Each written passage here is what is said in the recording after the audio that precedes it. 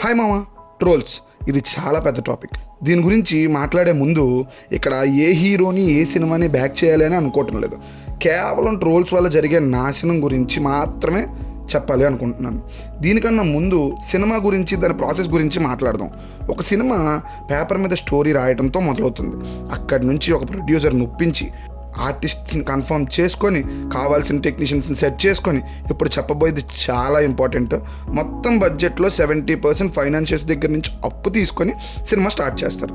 ఎన్నో కష్టాలు పడి పూర్తి చేస్తారు. రిలీజ్ టైంకి ప్రమోషన్ స్టార్ట్ చేస్తారు. అన్నప్పుడు ప్రొడ్యూసర్స్ నెత్తి మీద ఒక రాయి పడుతుంది. ఈ హీరో యాంటీ ఫ్యాన్స్ అందరూ ఒక్కటిగా ఏకమైపోయి నెగిటివిటీని స్టార్ట్ చేస్తారు. బాగున్నా బాగాలేదు అంటారు, ఫ్లాప్ హ్యాష్ ట్యాగ్స్ పెడతారు, డిజాస్టర్ ట్రెండ్స్ చేస్తారు. మొత్తంగా ఒక నెగిటివిటీని ఆ సినిమా చుట్టూ పెడతారు. దెబ్బకి ఆ ప్రొడ్యూసర్ వచ్చిన రేట్స్కి సినిమాని అమ్ముకోవాలి. ఇక్కడ ఇంకో విషయం, అమ్మేసుకున్నాడు సేఫ్ అయిపోయాడు అనుకోవడానికి లేదు. సినిమా పోయి నష్టం వస్తే కొన్న వాళ్ళు ఫుల్ పేమెంట్స్ ఇవ్వరు, ఆపేస్తారు. ఇచ్చిన వాళ్ళు నష్టాన్ని భర్తీ చేయమని అడుగుతారు. ఇక్కడ బాగా అబ్జర్వ్ చేస్తే హీరో ఫ్యాన్స్ బాగానే ఉంటారు, హీరోస్ బాగానే ఉంటారు. ఆ హీరో ఫ్యాన్స్ని నమ్ముకొని సినిమా తీసిన నిర్మాత మాత్రం రోడ్డు మీదకి వచ్చేస్తాడు. ఇక్కడ ప్రతి హీరో ఫ్యాన్స్ వచ్చి ఇంకో హీరో ఫ్లాప్ సినిమా గురించి చెప్తాడేమో. అందరి హీరోస్కి ప్రొడ్యూసర్స్ని రోడ్డు మీదకి లాగేసిన సినిమాలు ఉన్నాయి. సో ఒక హీరోని మెన్షన్ చేయాల్సిన అవసరం లేదు. సో కూల్గా మొత్తం వీడియో చూడండి.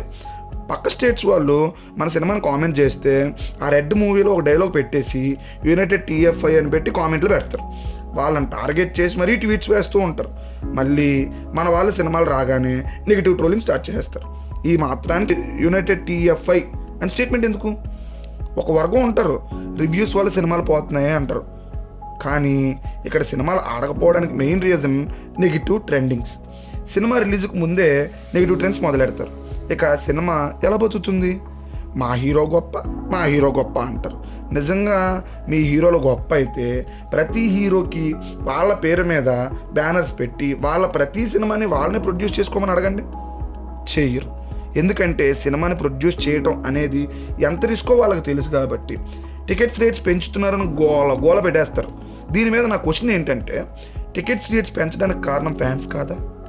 ఒక హీరోతో సినిమా తీస్తే ఎలా ఉన్నా ఎంత రేట్స్ పెట్టినా వచ్చి చూస్తారు అనే హోప్ని క్రియేట్ చేస్తున్న ఫ్యాన్స్ ఉన్నంత వరకు రేట్స్ పెరుగుతూనే ఉంటాయి.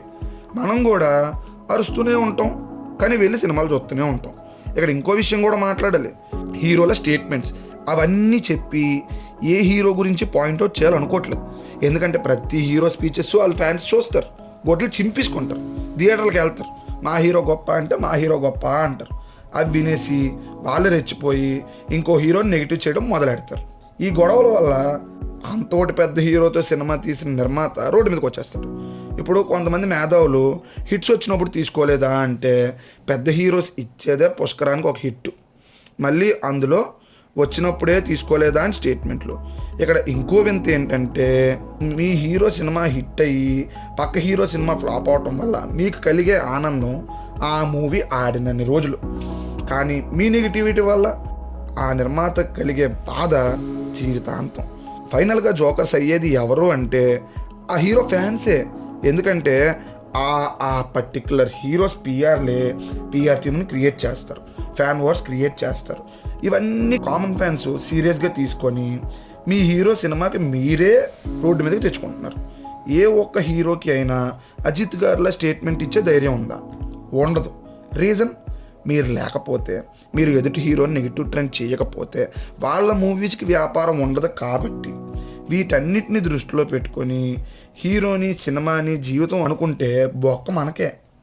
సినిమా వచ్చిందా, చూసామా, బాగుంటే మళ్ళీ చూసామా, బాగోకపోతే వదిలేసామా అని ఉంటే అంతా బాగానే ఉంటుంది. నా వరకు సినిమా ఇండస్ట్రీ ఉన్నంత వరకు ఒక ప్రొడ్యూసర్ కన్నా ఏ హీరో పెద్దోడు కాదు. ప్రొడ్యూసర్ లేకపోతే సినిమా లేదు. ఏ ప్రొడ్యూసర్ అయినా లేదా ప్రొడ్యూసర్లు అందరూ కలిసి మేము ఇంకా సినిమాలు తీయటం లేదు, తీయాలనుకోవట్లేదు, మేము తీయం అనుకుంటే మీ హీరోలు గొప్పోళ్ళు అని చెప్పుకునే ఏ హీరో కూడా సినిమాలు చెయ్యరు. ఇదే ఫ్యాక్ట్.